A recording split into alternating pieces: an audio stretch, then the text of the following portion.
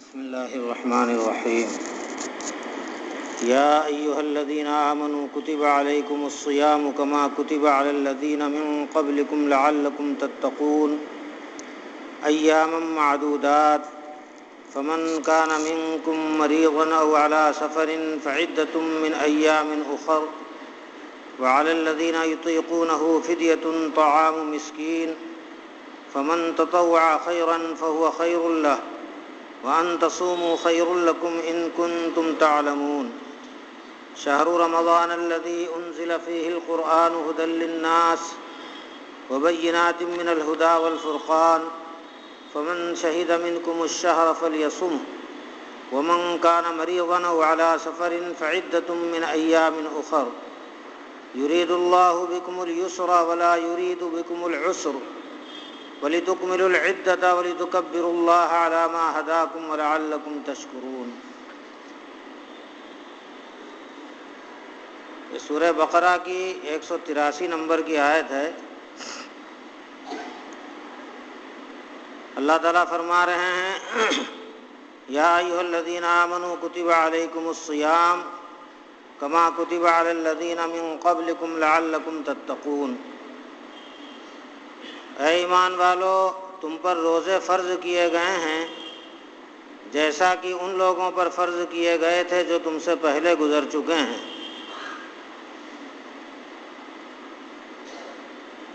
روزہ اسلام کی اللہ تعالی حضور اکرم صلی اللہ علیہ وسلم نے اسلام کی بنیاد 5 چیزوں پر بتائی ہے۔ بنی الاسلام علی 5، اسلام کی بنیاد 5 چیزوں پر ہے۔ جو آدمی یہ 5 کام کرے گا وہ مسلمان سمجھا جائے گا۔ ایک آدمی ماں باپ کی بہت زیادہ خدمت کرتا ہے، بہت اچھی بات ہے، لیکن یہ 5 کام نہیں کر رہا ہے تو وہ مسلمان نہیں سمجھا جائے گا۔ مسلمان اسی وقت سمجھا جائے گا یہ جب یہ 5 کام کرے۔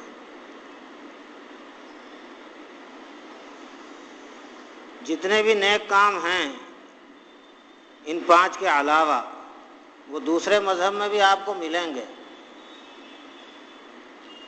سچ بولنا، ماں باپ کی خدمت کرنا، غریبوں کا خیال کرنا، یہ سب اچھی باتیں ہیں اور دوسرے مذاہب میں بھی ہم کو ملتی ہیں، لیکن اشہد ان لا الہ الا اللہ و اشہد ان محمدا عبدہ ورسولہ، یہ مسلمان کے علاوہ کوئی آدمی یہ بات نہیں کہے گا۔ 5 وقت کی نماز کعبے کی طرف منہ کر کے یہ صرف مسلمان ہی پڑھے گا۔ رمضان کے روزے مسلمان رکھے گا۔ ہر سال 2.5% زکوٰۃ ضروری سمجھ کر مسلمان ہی دے گا۔ بیت اللہ شریف کا حج یہ مسلمان کرے گا۔ باقی لوگ دوسرے اچھے کام کریں گے، لیکن یہ جو 5 کام ہیں یہ مسلمان کی پہچان ہے۔ یہ 5 کام جو آدمی کرے وہ مسلمان ہے۔ لیکن یہ 5 کام کرنے کے بعد جو دوسرے کام ہیں وہ بھی کرنا پڑیں گے۔ کوئی آدمی یہ 5 کام کرے گا تو مسلمان ہے، لیکن مسلمان ہونے کے بعد جو دوسری ذمہ داریاں وہ بھی ادا کرنی ہوں گی۔ وقت آیا تو جہاد کرنا ہوگا، نماز لوگوں کو دین کی دعوت بھی دینی ہوگی، مریضوں کا بھی خیال کرنا ہوگا، رشتہ داروں کے ساتھ اچھا سلوک، یہ سارے احکامات اپنی جگہ پر، لیکن مسلمان ہونے کے لیے یہ 5 چیزیں بنیادی ہیں۔ اس میں رمضان کا روزہ بھی ہے، جو بہت جلد رمضان شریف آ رہے ہیں۔ اللہ تعالیٰ نے روزے فرض کیے جیسا کہ ان لوگوں پر فرض کیے تھے جو تم سے پہلے تھے۔ روزہ ایک ایسا عمل ہے جو اللہ تعالیٰ نے آدم علیہ السلام سے لے کر قیامت تک کے تمام ان بندوں کو جو اللہ کے بندے بن کر رہنا چاہتے ہیں ان پر اللہ تعالیٰ نے روزہ فرض کیا تھا۔ مہینے ہو سکتا ہے دوسرے رہے ہوں پہلے نبیوں کی امتوں کے، گنتیاں ہو سکتا ہے کچھ کم زیادہ ہوں، لیکن روزے سب پر فرض تھے۔ روزے کی اہمیت اتنی کیوں ہے؟ کیوں اللہ تعالیٰ نے روزے فرض کیے؟ لعلکم تتقون، تاکہ تمہارے اندر تقوی آ جائے۔ اصل میں اللہ تعالیٰ کے ہاں تقوی کی بہت زیادہ اہمیت ہے۔ تقوی کے بغیر جنت میں جانا بہت مشکل ہے۔ اللہ تعالیٰ فرماتے ہیں وَإِن مِّنكُمْ إِلَّا وَارِدُهَا، تم میں سے کوئی ایسا نہیں ہے جس کو جہنم پر سے گزرنا نہ پڑے۔ ہر آدمی کو جہنم پر سے گزرنا ہے۔ جہنم کوئی دو فٹ کی نالی نہیں ہے کہ ہم کود کے پھلانگ کر ادھر چلے جائیں گے۔ وہ خرب کلومیٹر کی ہے، اس کا کوئی اندازہ ہی نہیں ہے۔ اس کے اوپر جانا اور نیچے نہ گرنا بہت لمبی ہے۔ اب اس سے بچنے کے لیے اللہ تعالیٰ فرماتے ہیں وَإِن مِّنكُمْ إِلَّا وَارِدُهَا كَانَ عَلَىٰ رَبِّكَ حَتْمًا مَّقْضِيًّا، یہ تمہارے رب کا ایسا فیصلہ ہے جو ہو کر رہے گا، کسی کو بھی اللہ تعالیٰ نہیں چھوڑیں گے۔ ہر آدمی کو جہنم کے اوپر سے گزرنا ہے، ہر آدمی کو، چاہے وہ پیغمبر ہوں، شہید ہوں، کوئی بھی ہو، کسے باشد، جہنم کے اوپر سے سب کو گزرنا ہے۔ ثُمَّ نُنَجِّي الَّذِينَ اتَّقَوْا، پھر جو متقی ہیں ان کو ہم نجات دے دیں گے۔ یہ اللہ تعالیٰ وعدہ کر رہا ہے۔ اگر میرے پاس تقویٰ ہے تو جہنم پر سے گزروں گا مگر جہنم میں گروں گا نہیں۔ لیکن تقویٰ نہیں ہے، مسلمان بھلے ہیں مگر تقویٰ نہیں ہے تو خطرہ ہے کہ کہیں گر نہ جائے۔ اور اگر شرک ہے تب تو گرنا یقینی ہے۔ شرک سے بچانا اپنے آپ کو اور متقی بننا، یہ دو چیزوں پر آپ دیکھیں گے قرآن مجید میں بہت زیادہ زور دیا گیا ہے۔ تو چونکہ روزے سے تقویٰ پیدا ہوتا ہے اس لیے اللہ تعالیٰ نے روزے کو سب پر فرض کر دیا۔ لہٰذا روزے کا کوئی ایسا فائدہ مت بتائیے گا لوگوں کو تقوی کے علاوہ، وہ پیٹ صاف ہو جاتا ہے اور صحت بنتی ہے اور یہ ہوتا ہے وہ ہوتا ہے۔ اللہ تعالیٰ یہ سب فائدے نہیں بتانا چاہتے۔ اللہ تعالیٰ صرف یہ بتانا چاہتے ہیں ہمارے ہاں تقوی کی اہمیت بہت زیادہ ہے، ہم متقی بنانے کے لیے روزہ فرض کر رہے ہیں۔ سمجھ رہے ہیں؟ اب آج کل میں دیکھتا ہوں لوگوں کو روزے پہ جب تقریر کرتے ہیں تقویٰ چھوڑ کر اتنی لمبی چوڑی روزے کے فائدے سنانا شروع کر دیتے ہیں، صحت بنی رہتی ہے، یہ بنی رہتی ہے، وہ بنی رہتی ہے۔ ارے تھوڑی حضور اکرم صلی اللہ علیہ وسلم کو ہم کیا کہتے ہیں، وہ اترانچل کے جو سادھو اور بابا ہوتے ہیں کہ خالی دنیا کے فائدے اور پیٹ ٹھیک ہونے کی دوائیں بیچتے رہتے ہیں، وہ نہیں ہیں ہم لوگ۔ ہم لوگوں کے اندر تقوی کی اہمیت بہت زیادہ ہے۔ تقوی کے بغیر آدمی جنت میں جانا اس کے لیے مشکل ہے، ڈائریکٹ جنت میں جانا۔ اس لیے روزے کے تعلق سے اللہ تعالیٰ نے جو بتایا اسی چیز کو پھیلایا جائے۔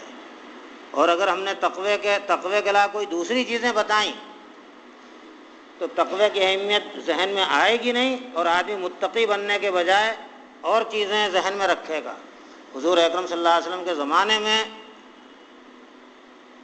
ذہنوں میں لوگوں کے یہی رہتا تھا کہ روزہ رکھنے کے پیچھے مقصد یہ ہے کہ ہمارے اندر تقویٰ پیدا ہو، اس لیے تقوی کے خلاف کوئی کام کرنے سے ڈرتے تھے۔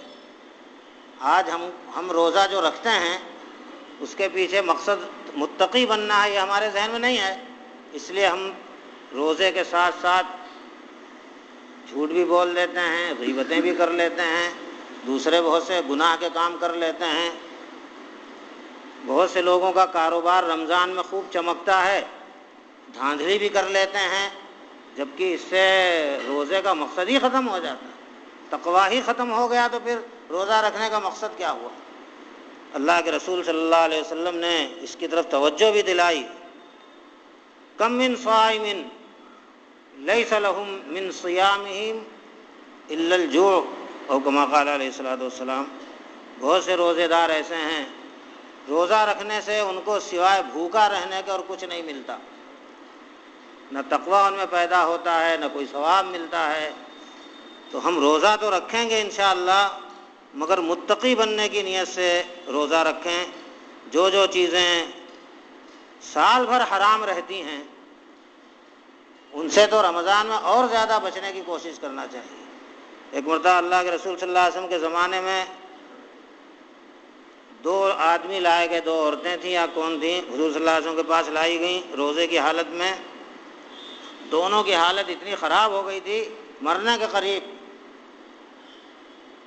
تو آپ صلی اللہ علیہ وسلم نے تحقیق کی، پتہ چلا دونوں نے غیبت کی تھی۔ تو آپ صلی اللہ علیہ وسلم نے فرمایا اللہ نے جن چیزوں کو حلال کیا تھا ان چیزوں سے تو انہوں نے روزہ رکھا، مطلب کھانا پانی یہ حلال چیزیں ہیں، مگر رمضان میں اللہ نے روک دیا ہے اس سے، تو حلال چیزوں سے تو انہوں نے روزہ رکھ لیا، ان کو چھوڑ دیا، اور جو چیزیں اللہ نے حرام کی تھیں اس کو یہ کرتے رہے، غیبتیں کرتے رہے۔ نتیجہ یہ ہوا پھر آپ صلی اللہ علیہ وسلم کے زمانے میں تو روزہ قضا بھی کروائی حضور صلی اللہ علیہ وسلم، یعنی اس روزے کو مانا ہی نہیں، اتنا زیادہ آپ صلی اللہ علیہ وسلم کے نزدیک ان چیزوں سے بچنے کی اہمیت تھی۔ اسی لیے اللہ کے بہت سے نیک بندے مشورہ دیتے ہیں کہ رمضان میں جہاں تک ہو سکے دن میں سو جایا کرو، یا تو اپنا عبادت کرو، نہیں تو سو جایا کرو، کم سے کم غیبت سے تو بچے رہو گے۔ دوسرے جو اب گھروں کے اندر لوگ روزہ جلدی ختم کرنے کے لیے ٹی وی وغیرہ پہ ایسے پروگرام اگر دیکھنے لگ گئے جو ناجائز ہیں، تو ایسے روزے کی اللہ تعالیٰ کے یہاں کیا اہمیت رہے گی؟ روزے کا مقصد ہے متقی بننا۔ اگر واقعی ہمارے اندر تقوی پیدا ہوا تو ہم نے روزہ رکھنے کا جو مقصد تھا وہ پورا کر دیا۔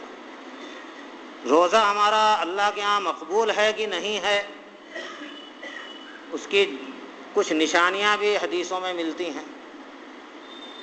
ایک نشانی یہ ہے للصائم فرحتان، فرحۃ عند فطرہ و فرحۃ عند لقاء ربہ۔ روزے دار کو اللہ تعالیٰ 2 فرح نصیب کرتے ہیں۔ فرحت کہتے ہیں ایسی خوشی کو کہ آدمی خوشی کے مارے جھوم جائے،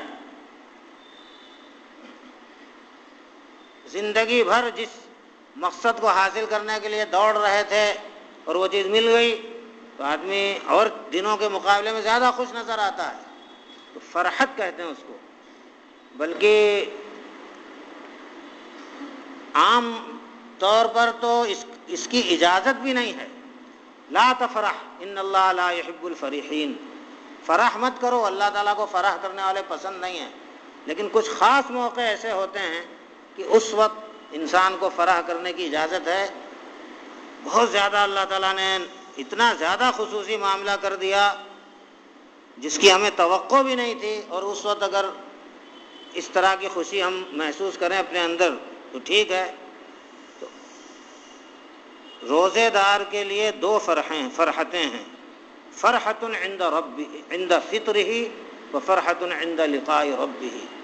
ایک تو فرحت اس کو افطاری کے وقت حاصل ہوتی ہے، اور ایک فرحت اس کو اللہ تعالیٰ سے ملاقات کے وقت حاصل ہوگی۔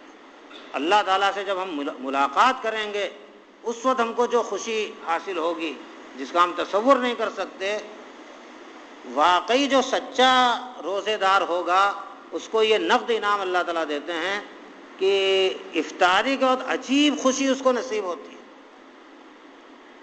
وہ خوشی وہ والی نہیں ہے کہ دن بھر بھوکے اور پیاسے تھے اس لیے ٹھنڈا شربت پیا تو بہت اچھا لگا۔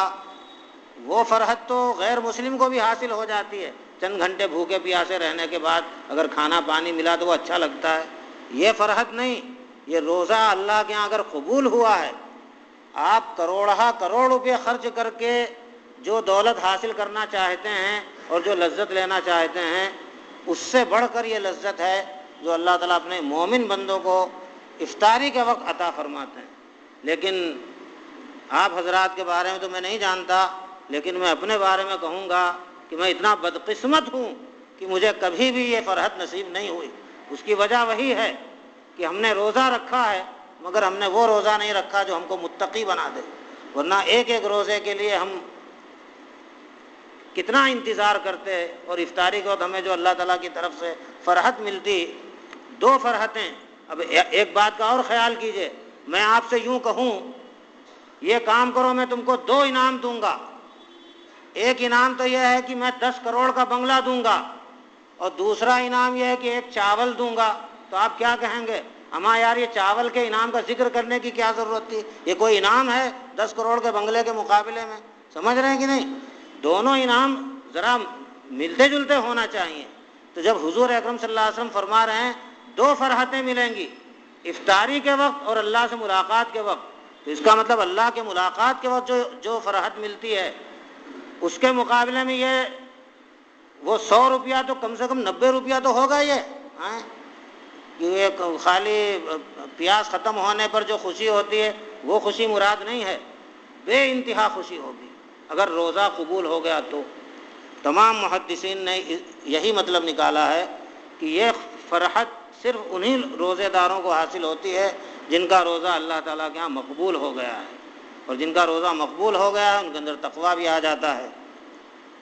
تو ہم نے روزہ رکھتے رکھتے 40 سال گزار دیے، نہ تقویٰ آیا نہ افطاری کے وقت فرحت نصیب ہوئی۔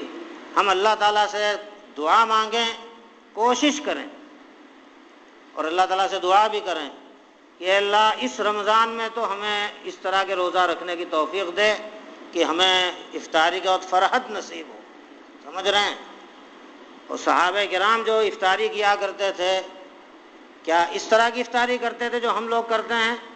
18 نمونے کے کھانے پینے کی چیزیں، ہو سکتا ہے کہ کوئی یہ سمجھے کہ اتنی سب چیزیں کھانے کی وجہ سے فرحت ملتی ہوگی۔ جن کو فرحتیں ملی ان کی افطاریاں کیسی تھیں بیچاروں کی؟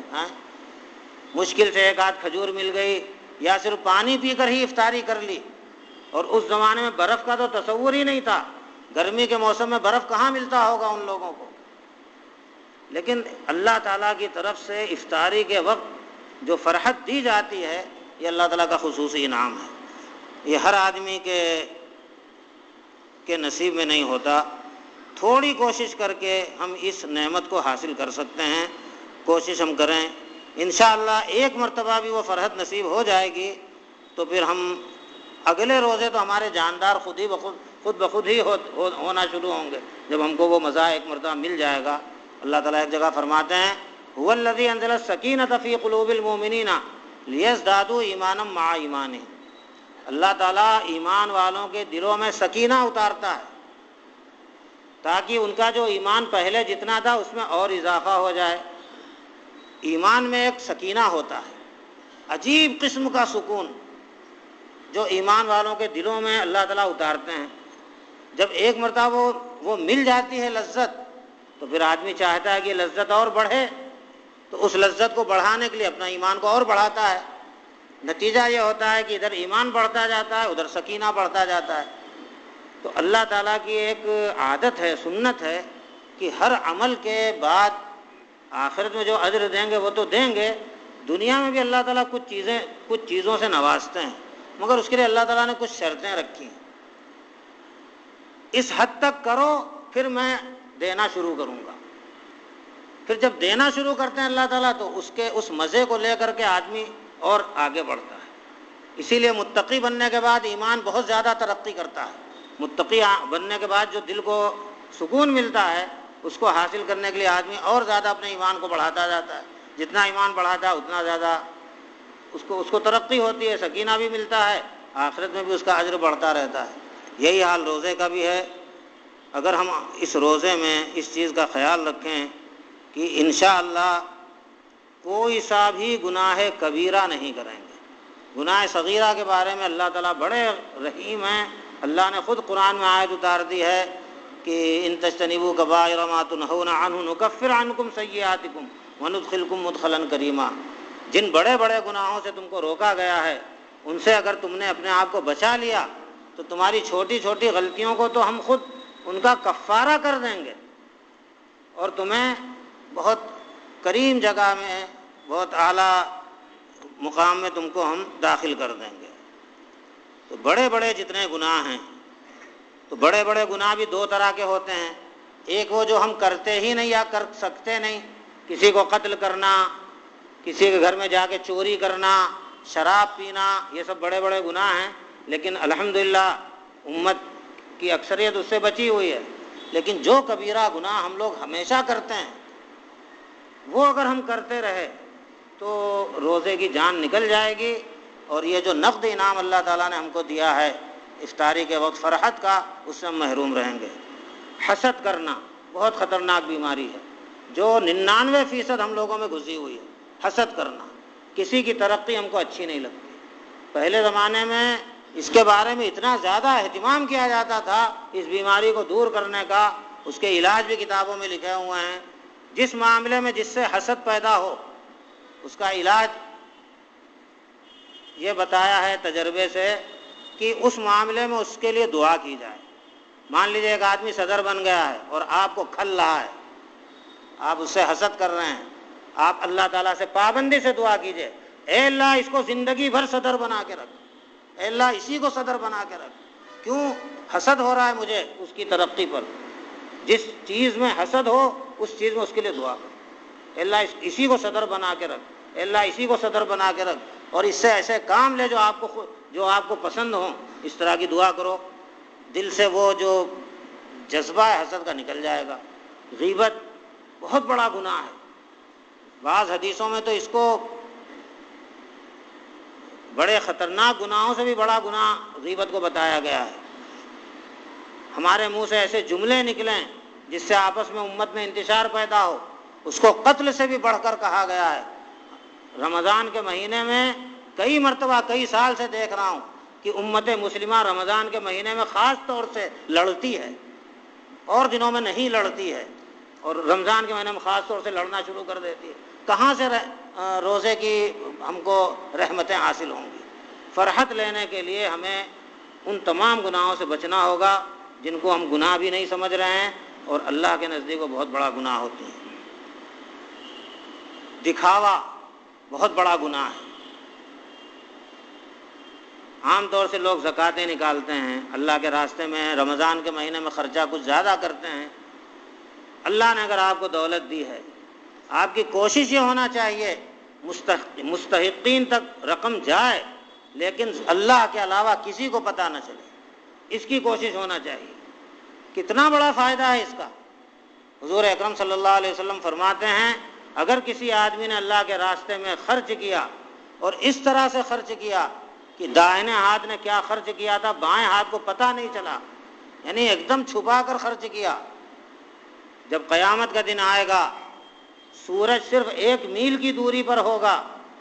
لوگ بتاتے ہیں سورج زمین سے لاکھوں گنا بڑا ہے، ابھی تو ہم کو ایک روٹی کے برابر نظر آ رہا ہے، اگر 1 میل کی دوری پر آ جائے گا تو کتنا بڑا لگے گا۔ سوائے سورج کے اس کی گرمی اور اس کی دہشت کے کچھ ہم کو سوجھے گا ہی نہیں۔ آپ صلی اللہ علیہ وسلم فرماتے ہیں دماغ اس طرح کھول رہا ہوگا، کھد کھد کھد کھد، جیسے ہانڈی میں شوربہ کھولتا ہے، اس طرح کھول رہا ہوگا دماغ، اور یہ 1-2 دن نہیں، تقریباً 50,000 سال تک یہ سلسلہ چلتا رہے گا۔ لوگ تمنا کریں گے کہ اس سے بہتر تو ہے کہ ہم جہنم میں پھینک دیے جائیں، جہنم دیکھی نہیں ہے اس لیے سمجھیں گے کہ وہاں کچھ اچھا ہی ہوگا۔ اتنی زیادہ وہ لوگ تکلیف محسوس کریں گے، بے چینی محسوس کریں گے۔ ایسے وقت میں اللہ تعالیٰ کی طرف سے کچھ خاص بندے اللہ تعالیٰ کے ایسے ہیں جن کو اللہ تعالیٰ اس تکلیف میں نہیں رکھیں گے۔ اللہ تعالیٰ نے ایک سایہ بنایا ہے، اور وہ سایہ اللہ تعالیٰ کا وہی ایک سایہ اس میدان میں ہے، باقی کوئی سایہ نہیں ہے۔ اس سائے کے اندر اللہ تعالیٰ ان خوش قسمت لوگوں کو بھی بٹھائیں گے جنہوں نے زندگی میں اللہ کے راستے میں جب بھی کوئی رقم دی تھی تو ان کی پوری کوشش یہ تھی کہ کسی کو پتہ نہ چلے۔